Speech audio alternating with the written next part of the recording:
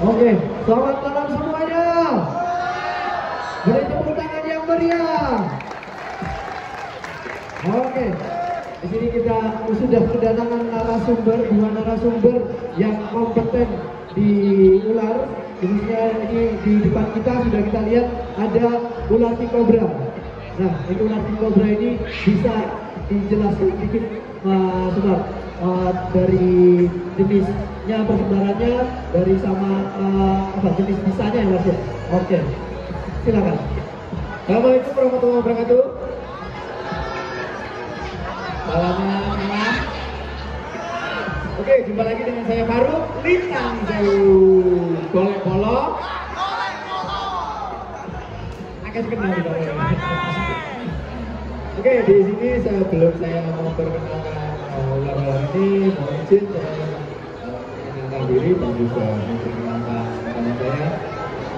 Mohon maaf pada pihak panitia dan juga pada kawan-kawan BSC, pada Mas Ito, mohon maaf saya tadi datangnya agak sering sedikit terlambat karena jadwal saya itu alhamdulillah akhir-akhir ini sedang batas. Hari Jumat kemarin saya berangkat ke camping ground di area Kawajen untuk memberikan edukasi dan juga pelatihan ke Pertamina Banyuwangi. Untuk lokasi latihannya di Kawajen. Terus buat dari Kawajen tadi malam, tadi pagi prepare lagi saya berangkat ke Koramil Bangil di Sidowaya.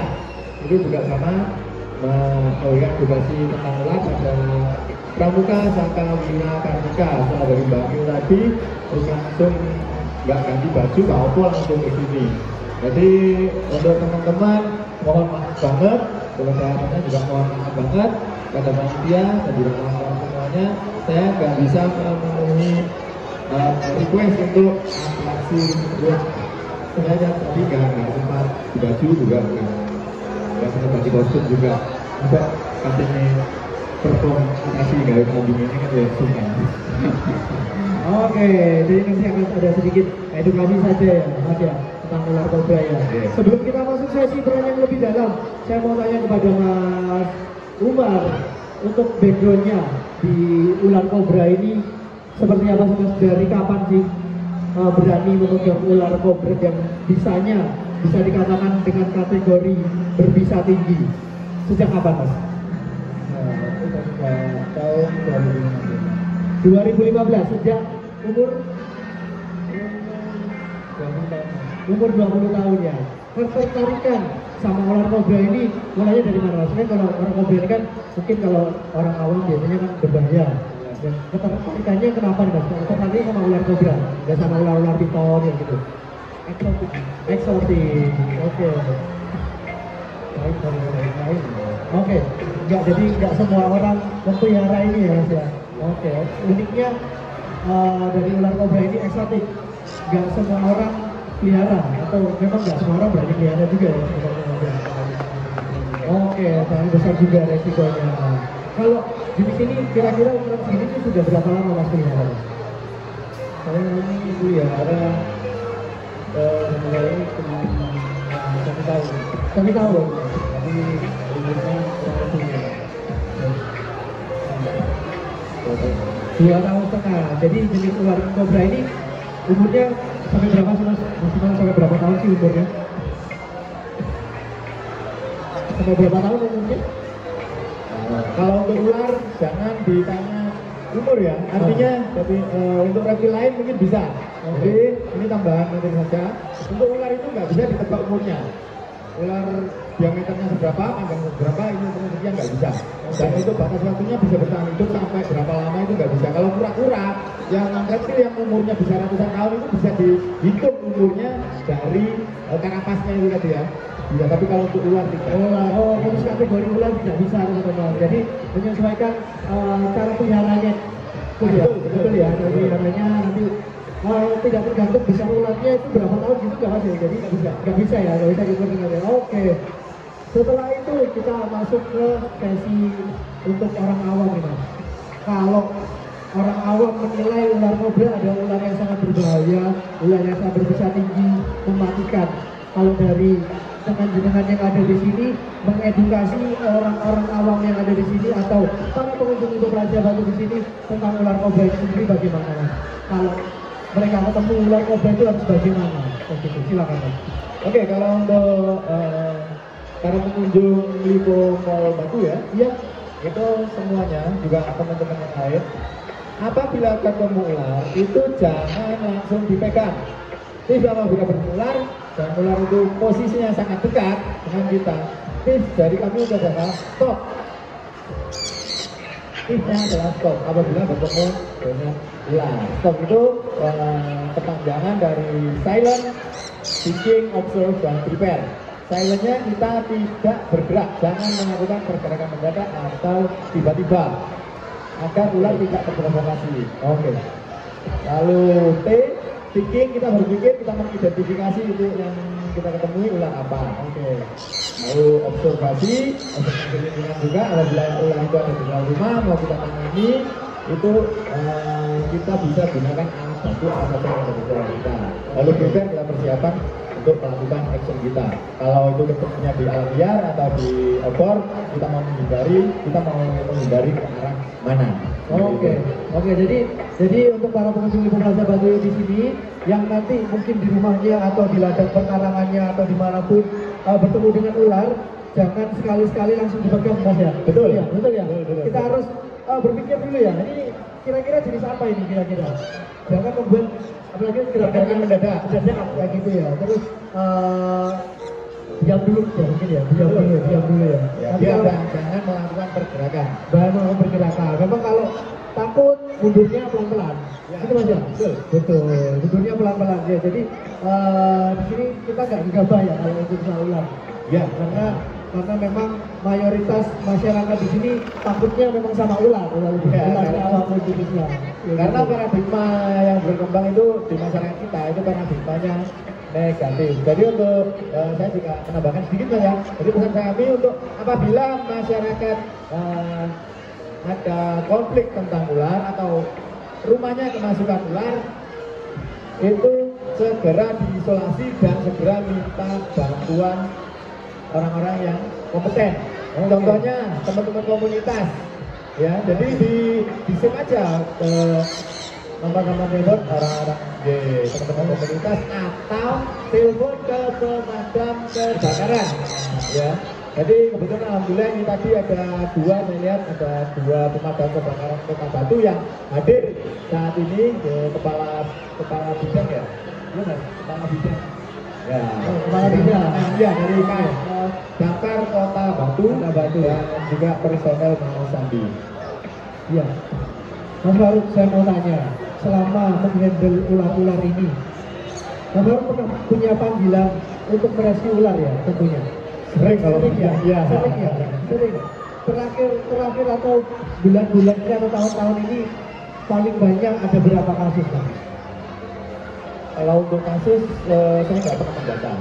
Iya. Dia kan nggak pernah mendata. Kalau untuk yang terdata ini tadi sebenarnya dari Damkar ya. Jadi mereka kalau Damkar itu lebih terdata.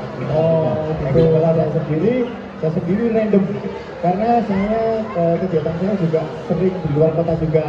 Jadi ketika ada laporan masuk ke saya juga nggak harus saya yang turun. Seperti contohnya ada laporan di Bilawang. Iya. Di Bilawang itu kan, oke saya terima laporan, cuma saya share ke kawan-kawan lain juga. Seperti laporan di Dampit. Saya tinggalnya di Singosari. Nggak mungkin kan saya langsung berangkat ke Dampit. Nanti pun masuk Oke. Jadi gitu ya.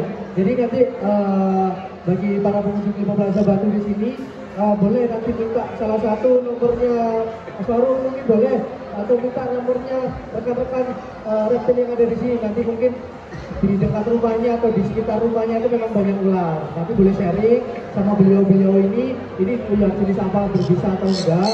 Nanti akan diedukasi langsung melalui WhatsApp atau nanti mungkin langsung datang ke rumah yang langsung situ Mas ya, betul ya? Oke. Terus ular jenisnya king cobra. Saya tadi sedikit membaca Mas. Banyak sekali perbedaannya. Ya, banyak sekali perbedaannya. Mungkin Mas Faruk bisa memberikan edukasi sedikit perbedaannya ular kobra sama king cobra. Kayak gitu. Silakan. Oke, untuk ini biar nggak bosan ya, kayaknya banyak yang sembuh. Ini saya akan mengeluarkan ular kobra dulu. Oke. Ini akan dipresentasikan oleh Mas Umar gitu ya. Oke, Iya, Bro. silakan ular kobranya disiapkan. Harus memakai kacamata, mungkin boleh dijelaskan. Harus memakai kacamata itu. Oke.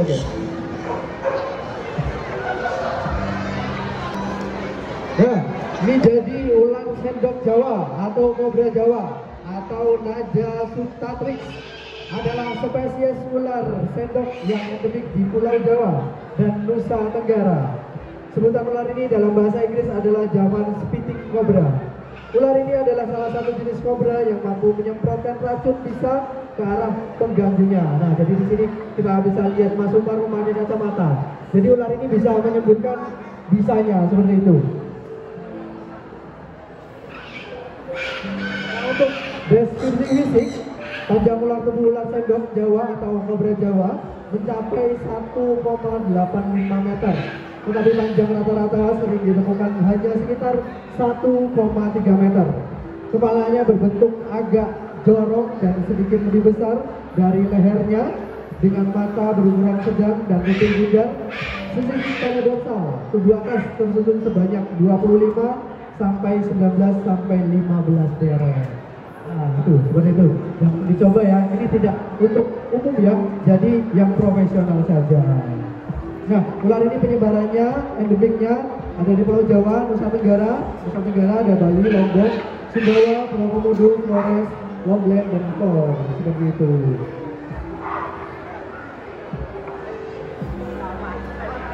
Untuk ekologinya, ular sendok Jawa terdapat di daerah dataran rendah hingga ketinggian 600 meter di atas permukaan laut.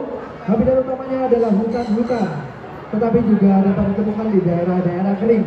Makanan utamanya adalah tikus, ular lain, kadal, dan beberapa jenis kodok. Jadi ular kobra ini adalah jenis kanibai, jadi dia memakan ular-ular lain seperti itu. Seperti jenis kobra lainnya, ular sendok Jawa memiliki cara pertahanan diri dengan mengangkat kepala dan mengembangkan lehernya membentuk tudung atau sendok apabila merasa terganggu. Ular ini juga mampu memberikan racun sisanya tepat ke arah mata pengganggunya.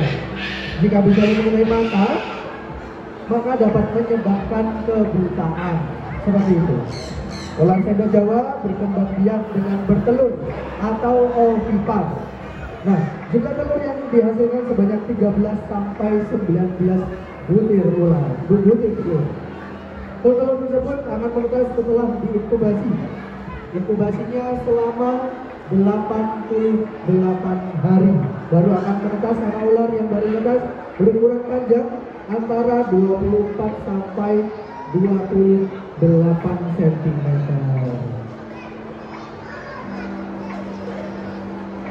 Nah, kalau kita bisa lihat di sebelahnya ini yang lebih besar, lebih besar, ini adalah king cobra atau bisa disebut ular lanang atau kobra raja.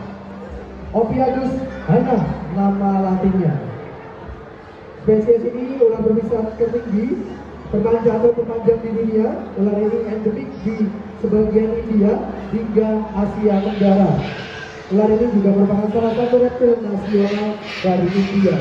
Sebutan-sebutan lokal untuk ular ini diantaranya ada oraitolog, sebutan orang Sunda, sebutnya oraitolog, tedung sekor atau tedung selar di bahasa Melayu, dan ular lanang atau dumung entong, sebutnya dengan orang Jawa.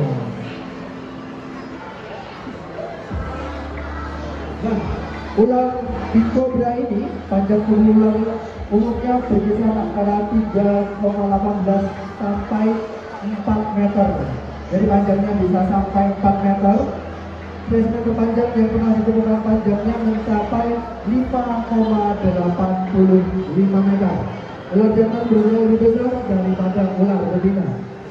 Tubuh bagian atas atau dorsal berwarna zaitun, coklat kekuningan, atau keabu-abuan, dengan bagian kepala yang berwarna cenderung lebih terang. Nah, bagian bawah berwarna kelabu atau kecoklatan dengan daerah leher berwarna kekuningan yang dihiasi bercak kehitaman. Ular king cobra ini tersebar luas, mulai dari sebagian India, di antaranya di daerah Madhya, Pradesh, dan Kepulauan Andaman, dan juga ditemukan di Indonesia, antara lain di Sumatera, Kepulauan Mentawai, Riau, dan Belitung, Jawa, Bali, dan Kalimantan.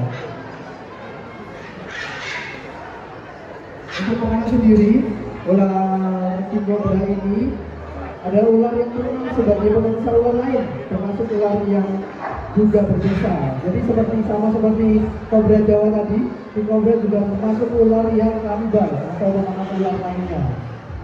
Jadi ular king cobra ini juga bisa memakan ular yang punya bisa.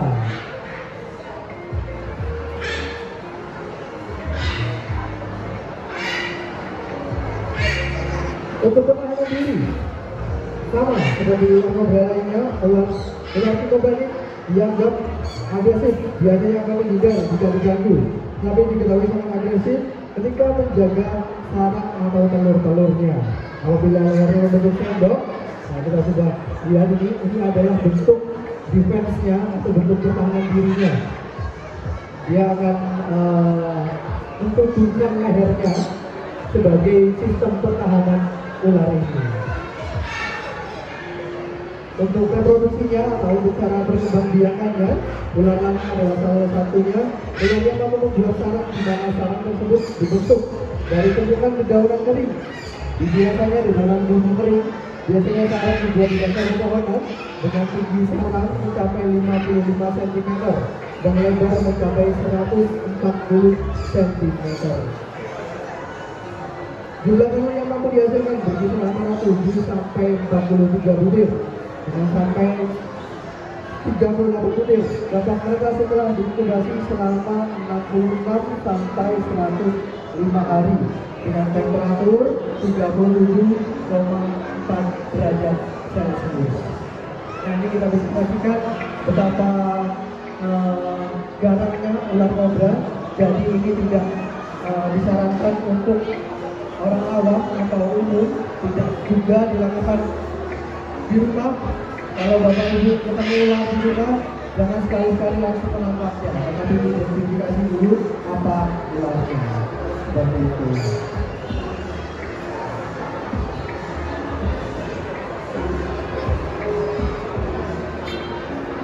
Oke, kita masukkan lagi.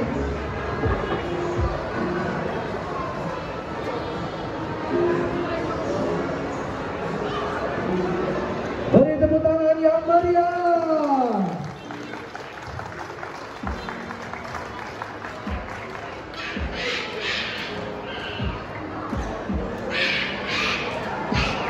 Oke, sudah aman. Jadi saya boleh duduk ya. Saya nggak ngerti juga soalnya. Oke, jadi sekali lagi ini adalah ular kobra dan kobra, ular yang sangat berbahaya, ular yang harus dihindari oleh masyarakat yang belum paham akan jenis spesies ular. Sebaiknya menghindar dan menjauh. Itu aja, Mas. Ada pertanyaan mungkin dari teman-teman? Silakan akan saya buka sesi pertanyaan tentang ular-ular, nggak hanya untuk spesies ular kobra saja. Mungkin ada pertanyaan dari teman-teman di sini. Kita harus ngapain sih kalau kita ketemu ular? Kita harus pegang sebelah mana sih kalau kita ketemu ular di sini? Boleh ditanyakan? Boleh ada yang mau ditanyakan? Silakan Bapak. Saya tidak asing sama Bapak ini. Terima kasih Bapak sudah hadir. Terima kasih. Ini bisa tanyakan bagaimana perjalanan sekarang kalau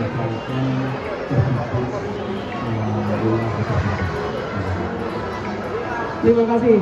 Anak mohon untuk perkenalan diri dulu. Perkenalan diri dulu. Perkenalan aja. Nama saya Santoso Atoa dari Kota Batu.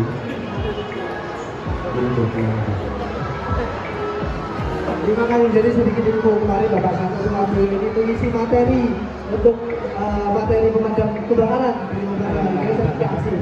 Jadi pertanyaan adalah bagaimana pertolongan pertama pada saat kita digigit ular berbisa seperti itu. Silakan.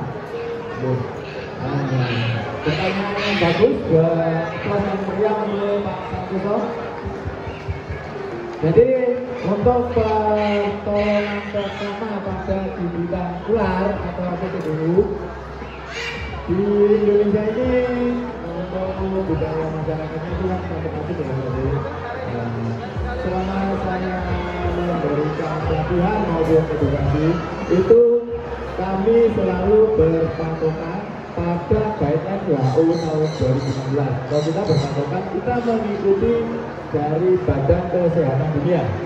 Jadi teknik yang kita terapkan itu adalah teknik imobilisasi, artinya tidak bergerak di area gigitan.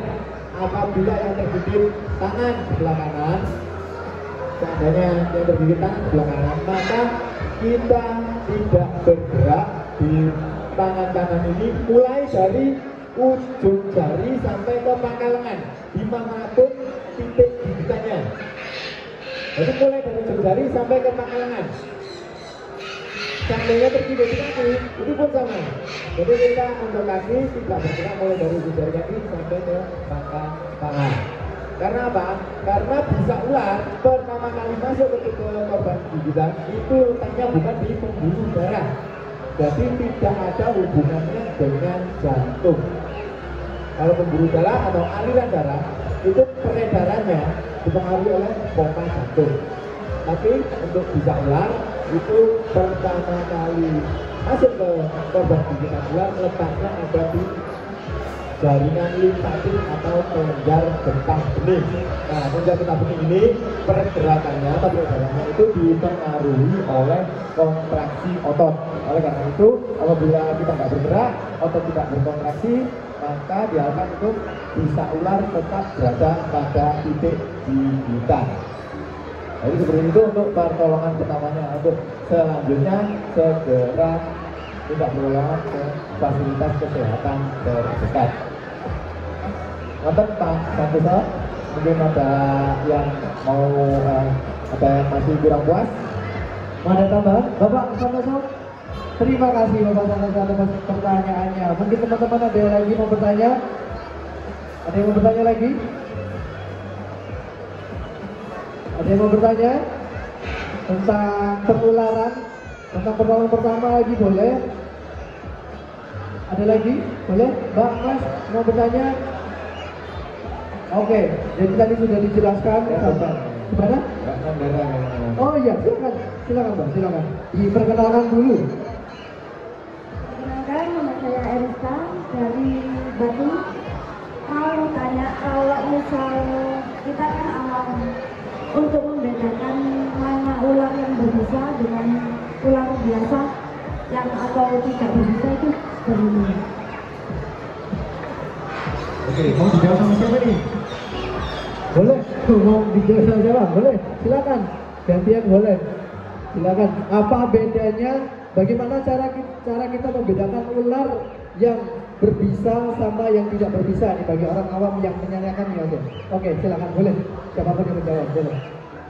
Oke, untuk cara membedakan ular berbisa dan tidak berbisa itu adalah sebuah pertanyaan yang bagus. Karena apa? Karena ketika kita tergigit ular, yang perlu kita ketahui adalah mengidentifikasi jenis ular tersebut. Jenis ular tersebut hubungannya apa? Hubungannya adalah kandungan bisanya. Apakah itu ular berbisa, ular tidak berbisa, ular berbisa menengah, ataupun ular yang berbisa tinggi. Karena ketika jenis ular ini penanganannya berbeda-beda. Ya, jadi untuk cara untuk membedakan antara ular berbisa tinggi dengan ular yang tidak berbisa itu sangat sulit. Artinya nggak ada sesuatu yang spesifik. Contohnya ketika ada pendapat bahwa ular yang berbisa tinggi adalah ular yang kepalanya segitiga. Itu tidak salah, tapi belum tentu benar. Memang ular yang kepalanya segitiga atau ular dari keluarga Viper B atau ular Viper itu memang berbisa tinggi. Tapi untuk ular kobra, contohnya ini, ular king cobra, Contohnya sebelah ini ya, ketangannya tidak segitiga, tapi ketangannya oval, dia berbisa tinggi. Jadi untuk spesifiknya itu adalah membedakan ular yang berbisa dengan tidak berbisa. Itu yang paling sulit adalah memeriksa taring bisanya ada atau tidak. Apabila ular itu memiliki taring bisa, maka sudah dipastikan ular tersebut berbisa. Kalau tidak ada taring bisa, maka bisa dipastikan ular itu tidak berbisa. Tapi itu sulit juga dilakukan oleh umum. Maka yang paling mudah dilakukan adalah menghafal jenis atau menghafal spesies. Di Indonesia ini ada 390 jenis ular. Yang berbisa tinggi hanya 80 jenis. 80 jenis dari 390 saja. Nah, banyak sekali ini para pengunjung ini harus mengetahui sedikit-sedikit membaca tentang jenis-jenis ular yang berbisa dan yang tidak berbisa. Iya, betul. Jadi cara paling mudahnya lagi, kita hafalkan dulu yang berbisa tinggi yang berpotensi berbahaya pada manusia. Hanya 80 nih, 80 ya. Masih kebanyakan. Gimana cara ngapalin 80? Banyak ya. Iya. Hafalkan atau ketahui di mana kita tinggal. Mama di Jawa Timur nih, kita tinggal di Batu ya, di Kota Batu, di Kota Batu, Provinsi Jawa Timur. Kita kerucutkan ular di Jawa Timur yang berbisa tinggi hanya 10 jenisnya. Hanya 10. Di luar itu saya pastikan tidak berbisa. Contohnya saya kasih contoh yang untuk ular berbisa tinggi yang ada di Jawa Timur. Kebetulan tadi pagi itu materi itu saya bawakan di Koramil Bangil. Oke, di Bawaya. Nanti kebetulan materi itu saya sampaikan di sana. Iya, oke. Itu yang paling juga dan bagus itu King Cobra. King Cobra. Ular tinggi ya. Lalu Cobra. Ular welang. Ular weling. Ular insul atau ular luwuk atau ular hijau ekor merah. Nah, itu ular yang populer yang ada di sekitar kita. Oke. Ya kan, ketika saya menyebutkan nama itu, orang pasti nyambung. Ular kobra, oh si ngadek mang mekar. Ya. Lalu ular luwuk, ular hijau ekor merah, orang masih bisa nyambung. Ular kobra masih bisa nyambung. Ular welang weling masih bisa nyambung. Ular belang-belang. Ya. Oke. Baik, sudah dapat berapa tadi? Sudah 4 sudah 4. Ular King Cobra, welang, weling, apalagi satu? Luwuk, 5. Ular hijau, ular merah. Ada 5 ya? Kurang 5 lagi. Kurang 5 Yang lagi. 5 lagi ini tidak begitu populer. Memang ada ular picung. Ini beberapa teman-teman pasti sudah tahu ya. Ular picung, ular yang unik gitu. Dia dari keluarga Colubridae tapi berbisa tinggi dan dia juga beracun. Oh, juga beracun. Biasanya di atas pohon gitu ya, Mas ya? Atau Kalau ular picung tidak, ular picung ada di sekitar rumah kita dan dia terestrial. oh, terestrial. Jadi di tanah gitu ya, di bawah ya, di bawah market ya. Oke. Lalu ular cabe ini di Batu sendiri pernah ada kasus gigitan. Pernah ada Gigitan ular picung. ular cabe Ular cabe, ya, ular cabe kecil. Calliope intestinalis. Oh, ular cabe kecil. Iya. Ciri-cirinya gimana sih, Mas? Ularnya kecil banget. Itu untuk aksesnya dan rambut tubuh hanya sekitar 60 cm. Oh, ya. Jarang kecil ya, bukan segitu. Jadi dia tubuhnya itu agak dominannya warna gelap, agak hitam atau abu-abu. Di punggung tubuhnya itu ada garis warna jingga atau kemerahan. Mulai dari tengkuk, mulai dari apa namanya? Empal. Bukan tapi kening kan? Kening ya. Oh, ular cabe. Ada ular cabe. Boleh. Kita tunjukkan sama para pengunjung di sini gimana ular cabe ini.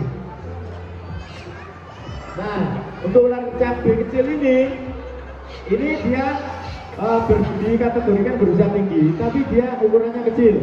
Oke, kayak gitu. Ular kecil, bahaya, membahayakan nyawa manusia, tapi untuk tingkat fatalitasnya tidak begitu tinggi. Oke. Ini Mas ya, ular kecil ya. Ular kecil. Ular cabe ya. Ya, bisa diskusikan Mas. Oke, ular cabe ini banyak ditemui di mana sih Mas ular cabe? Ini juga sangat dekat dengan kita, dengan masyarakat. Oke, saya mungkin para pengunjung yang mau lihat ular cabe boleh maju ke depan. para pengunjung yang mau lihat ular cabe boleh maju ke depan. Barangkali ada para pengunjung yang pernah lihat ular cabe, boleh maju ke depan. Mau lihat ciri-cirinya seperti ini ular cabe. Ini ular cabe ini udah maksimal size ya Mas ya? Ini udah maksimal size? Belum ya? Tapi besarnya seperti ini sampai sini. Ya, rata-rata sekian ini. Rata-rata sekian gini. Oke, jadi ini ya penampakannya ular cabe, jadi memang kecil seperti ini, tapi panjangnya ini nanti bisa lebih panjang lagi, kurang lebih 60 cm. Pada bagian bawahnya bisa dilihat Mas, warnanya belang-belang seperti iya. ular kulit. Dan pada ujung ekornya itu berwarna jingga atau kemerahan. Nah, apabila ular ini terprovokasi, dia akan memimpikan badannya mulai dari leher sampai ke pangkal ekor. Kalau ular kobra tadi kan berdiri memekarkan tubuhnya, hanya memimpikan badannya itu hanya sebatas dia berdiri. Kalau ular kobra hanya sebatas tubuhnya aja. Kalau ular ini tidak sepanjang tubuhnya, dia akan mekar seperti ini dan mengangkat ekornya, menunjukkan warna cerah di ekornya dengan harapan predator akan takut mendekati, menandakan bahwa dia bisa tinggi. Makanya dari situ awal penamaan ular cabe. Ular cabe, cabe kecil. Iya, tapi cabe kecil ini cabe rawit juga ya. Mematikan juga ya. Tapi yang kemarin kegigit, mohon maaf nih Mas, saya bertanya, selamat nggak Mas? Selamat ya. Untuk tingkat fatality-nya ini masih nggak begitu tinggi. Tidak begitu tinggi. Jadi kita menghadapi ular itu, kita tahu nih ular ini berbisa tinggi, tapi mindset kita itu jangan paradigma negatif itu jangan terlalu tinggi. Oke. Karena berkembang di masyarakat kita ini kayak ular, ketika kita menyebut nama ular itu kayak panali ya, caranya coba lah, itu bahaya. Ada ular boleh masuk rumah, wah ini kiriman, santet, kayak gitu ya. Santet, Oke. Jadi kayak gitu ya Mas ya. Jadi kayak gitu ya. Ya memang mungkin mereka cari makan ataupun populasinya dari sana terganggu, itu ya Mas ya. Turun dari populasi aslinya mereka jadi masuk ke rumah, jadi cari makan atau populasi aslinya mereka terganggu seperti itu. Oke, ada jenis 5 ya tadi saja. Ini 6 ya. 7 tadi ya. Apa? Yang ke-8 di daerah Batu Jini juga ada ular viper pohon atau bandotan kalem. Craspedocephalus punisius. Itu di Batu sini ada, dan pernah juga ada kasus gigitan. Pernah kasus gigitan. Ketika zaman corona kemarin, yang dapat laporan, itu ada petani bunga di rumahnya Mas itu mana sih? Rumahnya Mas itu mana? Sidomulyo. Daerah Sidomulyo ada kasus petani bunga itu sedang panen. Terus dia tergigit tangannya itu tergigit panas katanya. Dia nggak sadar kalau itu tergigit ular. Digigitnya kena duri atau tergigit laba-laba. Oke. Terus teman-teman dia meneruskan pekerjaannya untuk panen bunga. Setelah sekitar 10 atau 15 menit tangkap panas, tambah semakin lama semakin panas, bengkak, terus cenut. Penasaran, dicarilah penyebabnya. Ternyata ular bandotan kalem tersebut, dan beliau dibawa ke rumah sakit mana itu ya, yang sebelah itu, sebelah sini rumah sakit, sebelah sini juga rumah sakit, terus ada sama-sama daerah mana itu tadi, oh ini Asa Berata ya? Iya. Karta Wisada. Rumah sakit Karta Wisada ya. Rumah sakit Karta Wisada itu. Terus saya minta tolong ke kawan BPBD Batu untuk menengok itu, karena waktu itu zaman masih corona, sulit untuk mengakses rumah itu. Jadi kebetulan saya alhamdulillah ya berkah itu mau lah, berkah boleh pola itu mau ya, bolone enak. Hubungi BPBD Batu, dia masyarakat mengizinkan tadi untuk membesuk, dan ketika saya membesuk malamnya, besoknya beliau operasi bagian jarinya yang tergigit sudah nekrosis atau terjadi pembibitan. Jadi jaringan. Oke, jadi efeknya ular Viper itu tadi adalah pembusukan ya? Pembusukan jaringan di yang tergigit ini Mas ya? Ya betul, karena untuk ular Viper itu kandungan bisanya hemotoksin atau menyerang darah. Kalau ular kobra, ular cabe ini dari keluarga Elapidae itu untuk kandungan bisanya didominasi oleh neurotoksin atau menyerang darah. Jadi setiap ular memiliki jenis bisa yang berbeda, dan nanti efeknya juga berbeda. Begitu Mas ya? Betul sekali. Oke, ada lagi yang mau bertanya? sebelum masuk ke ular selanjutnya? Ada lagi yang mau bertanya? Tidak ada, masuk ular selanjutnya. Terakhir, ular selanjutnya 9, habis dong. 8 tadi, satu lagi 8. Sudah. Kobra, king kobra, elang, keling, luwuk, ular cabe, kecil, picung, terus putih. Kurang 2 ya. Apa lagi ya? Apa lagi? Oh, di Jawa Timur ya? Di Jawa Timur saya bilangnya ya. Oke, Saya bilangnya ya, di Jawa Timur. Jabonya siamensis. Jabonya siamensis. Untuk di area Malang Raya, alhamdulillah nggak ada. Nggak ada. Dan ini ular endemik. Oh, oke. Perkembangannya juga keren. Di Surabaya Barat, Gresik itu banyak ditemukan. Lalu Bali diloncati ketemunya di Nusa Tenggara Timur. Oh, di Malang masih aman ya Mas? Ya, alhamdulillah aman. Apalagi Batu, insya Allah aman. Nah itu karena itu ularnya ular pedestrian tapi areanya kering. Oke. Nah, yang selanjutnya adalah si ranjau barat atau kalau selesai Rhodostoma. Rhodostoma. Itu di Jawa Timur juga ada, di daerah Lamongan, Gresik, Surabaya Barat, Madura. Itu kasus yang sering banyak ditemukan. Untuk di Malang Raya ini, untuk di Batu insya Allah aman, di Malang Kota, terus Kabupaten Malang sebelah utara insya Allah aman, di Kabupaten Malang sebelah selatan. Malang selatan itu insya Allah masih banyak. Banyak populasinya masih banyak. Jadi itu ular fiber tanah. Oke. Jadi nanti bagi pengunjung Lipo Plaza Batu yang penasaran dengan ular Rhodostoma, nanti ada di stand sebelah mana nanti ya? Saya lihat ada Rhodostoma Di MRK. di MRK ya. MRK nanti bisa lihat ular berbisa Rhodostoma di standnya MRK. Nanti kalau bagi pengunjungnya penasaran ular berbisa yang seperti apa, bentuknya, warnanya, atau bentuk anatominya seperti apa, bisa langsung merapat ke Malang Reptile Keepers. Oke, seperti itu. Sudah habis cerita Mas? Sudah habis. Oke. Gimana teman-teman? Ada yang mau bertanya lagi nggak nih? Tentang masalah ular, cara penanganan, atau teman-teman pernah mendapatkan ular yang masih dipelihara sampai saat ini tapi belum tahu nih jenis ular ini jenis ular apa? Kayak gitu. Ada yang mau bertanya lagi? Kalau tidak, akan saya tutup sesi ini. Oke, sudah selesai?